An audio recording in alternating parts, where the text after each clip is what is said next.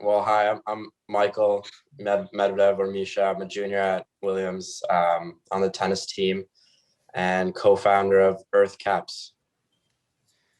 Hey there, I'm Peter. I'm also a junior at Williams, also on the tennis team, studying economics and history, and also a co-founder of EarthCaps. Yeah, that's super exciting. So, do you guys mind walking me through the very beginning of EarthCast? Maybe, what prompted this idea? Environmentalism is obviously a very big thing. But I guess what kind of stimulated you guys to start this? Yeah, I can start. We originally had the idea in the spring of our freshman year. We had traveled out to California as a tennis team to play some West Coast schools. Michael and I both had long hair. We were both wearing hats when we competed, when we played tennis. Mhm. And we kind of grew our hat collections and talked about entrepreneurship and all the while we became increasingly aware of the environmental impacts of global warming.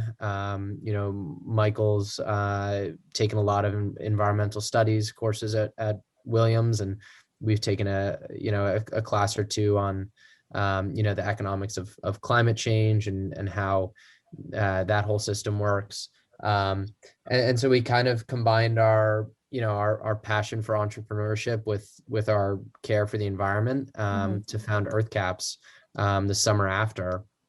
But it really wasn't until the pandemic hit and the lockdown hit that we really put all our efforts into EarthCaps. We'd kind of done it on a small scale at Williams. We had come up with some designs. We had donated some money. We had sold some hats. But in July of 2020, we relaunched EarthCaps, and that's kind of more of our unofficial but official start date.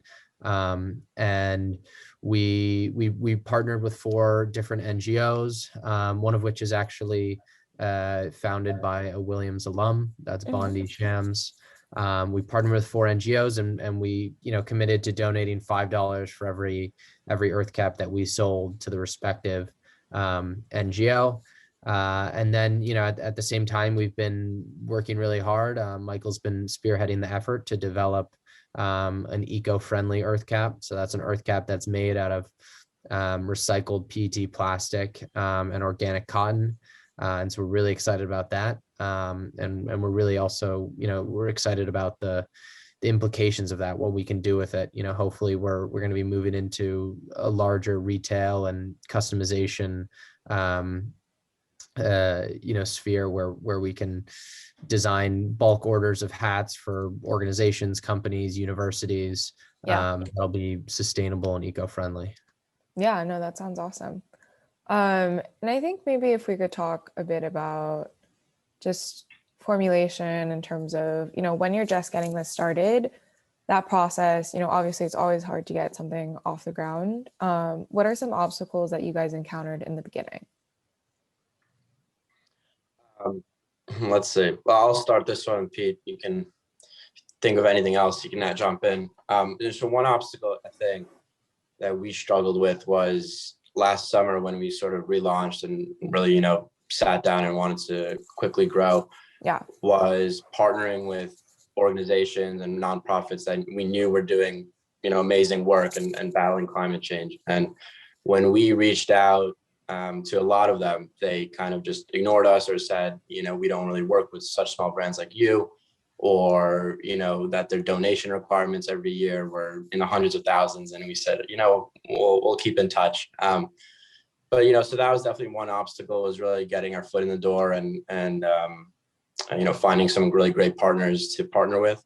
Another obstacle was obviously that in the past couple of months was creating the sustainable fabric and finding this fabric that we want to make our hats out of. That was obviously a big challenge for us, and so that's why we sort of wanted to produce cotton hats at first, and then really spend time and energy in producing our sustainable earth cap that we'll be launching soon. So, but yeah, as in any sort of small project in the very beginning, there are a lot of obstacles, and whether it's from finances or getting in touch with the right people. It's really just knocking on doors and getting your foot in the door and learning from everyone as much as you can.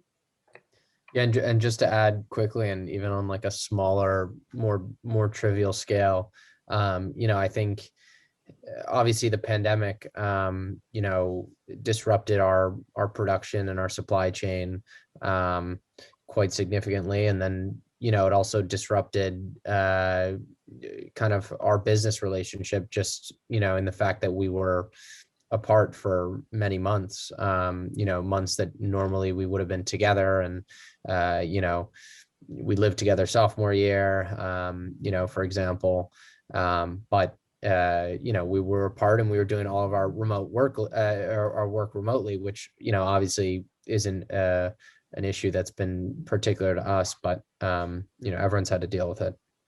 But it definitely. Peter's just trying to say he missed me. Yeah, I missed Misha. That's pretty much it.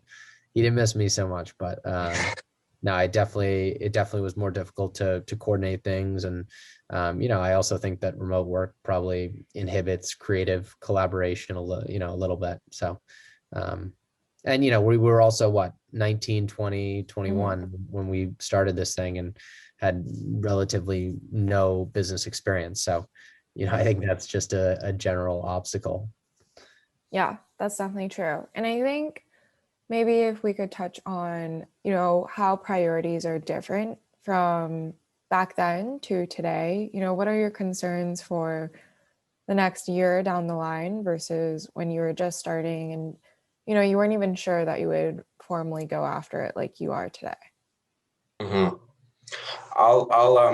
One thing we're really thinking about now is and something we didn't really think about when we first started, which I think was the right thing to do, but kind of, what type of brand we want to be and sort of growing into this niche. At first we just started making hats and selling them to everybody we know, donating and trying to solve climate change. But, obviously we've come to the realization that we won't solve the problem of climate change. And so I think growing the brand, and figuring out exactly what specific part or what kind of niche we want to target is something that in the next year we want to really figure out.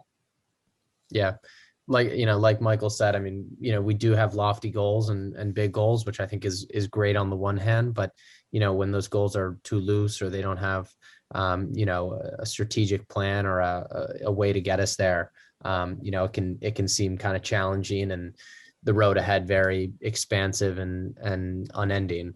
So I think just defining our goals and outlining the steps, to get there is going to be a big thing for us in the year to come.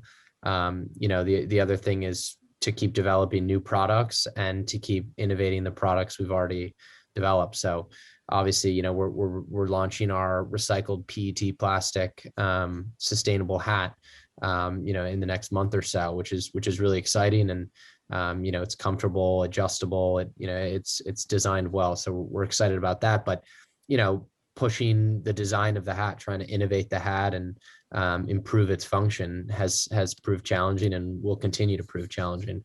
But it's something we're excited to kind of push and see what we can come up with.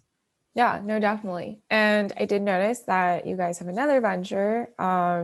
So regarding Earth Cups, what kind of pivoted that? And I mean, obviously, I think with college culture, we're very familiar with solo cups, but what prompted that kind of idea, and how is it going so far?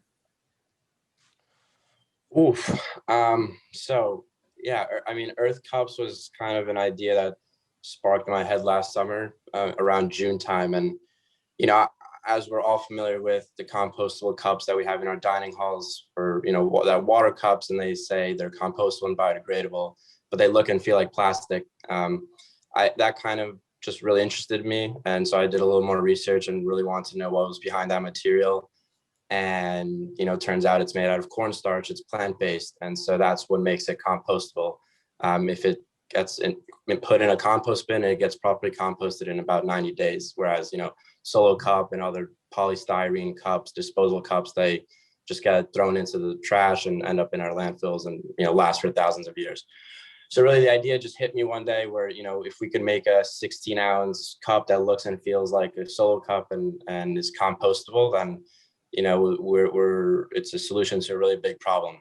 You know, college students all over the United States use solo cups, and I just found out yesterday that, you know, over 8 billion solo cups are produced every year, and you know, they're not recycled and they get thrown out. So if we can make a dent in that number, then we're really doing ourselves a favor. So it's good. You know, we ordered a bunch of cups, ordered 100,000 to be honest, and right now we're selling them at Williams. We're excited to sell them in Spring Street Market, a couple of liquor stores, and we're partnering up with a number of colleges now across the Northeast to get them involved. So yeah, that's super exciting. Yeah, no, that's awesome. And maybe if we can wrap this up with like advice from you two. Obviously not every venture is a solo venture. You guys are a partnership. Do you have any advice for the other duos or triplets out there who are interested in pursuing a venture together, and a piece of advice you would give on working together? You know, I think something that's critical, or at least has been for us. You know, Misha and I have been friends for a while, not only at Williams before we started Earth Caps, but even, you know, in high school and in the junior tennis world. You know, and I think we've always been very clear that our friendship, you know, comes first, and our relationship takes priority over, you know, certain business things or anything that might come in between us, disagreements, whatever. Because, you know, disagreements or debates or whatever are essentially unavoidable. So I think it's important to kind of have that outlined. And then, you know, from a more like business standpoint, you know, I think it's important just to have clear goals and clear ways how to get there. You know, Michael and I have really tried to focus on our big picture. And okay, what do we want to do and be in 3 months? What do we want to be in 6 months? You know, where are we going to be in a year? And of course, you know, the way you get there is you boil it down from years to quarters to months to weeks to day to day. You know, and you say to yourself every morning, all right, what can I do today to help Earth Caps grow, to help you know, build the brand, to help sell more hats, whatever it might be.